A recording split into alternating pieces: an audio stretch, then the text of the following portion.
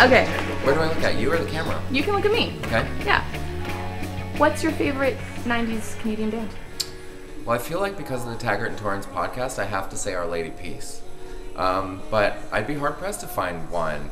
Obviously, it's very Canadian, to say the hip, but I love that they have managed to be an incredible success story while staying in this country. Like, they don't really do variety TV or promotion, and they can pack Cops Coliseum in Hamilton 2 nights in a row. I think that's pretty impressive.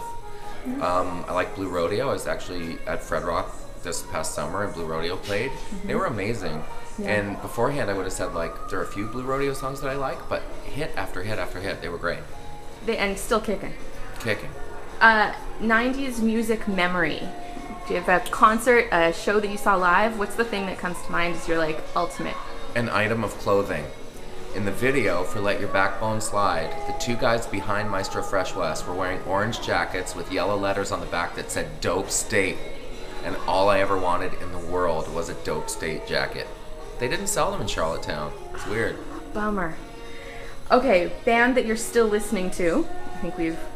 Band that I'm still listening to, I mean, he's not a band, but he is a Canadian legend, Gordon Lightfoot, for sure. I like to play music as much as I like to listen to it. I mean, I like Odds. That was a good 90s Canadian band. Pursuit of Happiness. Who are the guys that, She Ain't Pretty? Northern Pikes. Grapes of Wrath.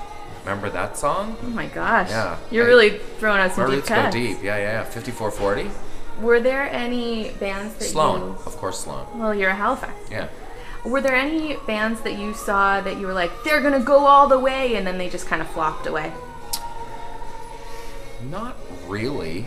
I mean, the music industry is very fickle, and especially in this geographically magnificent and diverse and vast country. I think, you know, the road kind of gets to bands, and it's hard to tour coast to coast to coast and keep it going. But I applaud the ones that do. Were there any that were like a surprise hit? No, I remember we had a woman named M. Griner on the show, and her song was Summer Long. And I think she won a songwriting contest with the Toronto radio station, and that's how she ended up getting a recording contract. So I guess that wasn't a surprise, but in the days before Canadian and American Idol, that was kind of a neat example of someone getting plucked from relative obscurity. Oh, that's pretty cool. So, to close it out, any words of wisdom for people still living in the Canadian 90s? Yeah. Aim higher. Let it go. Right? That should be a song in a Disney movie.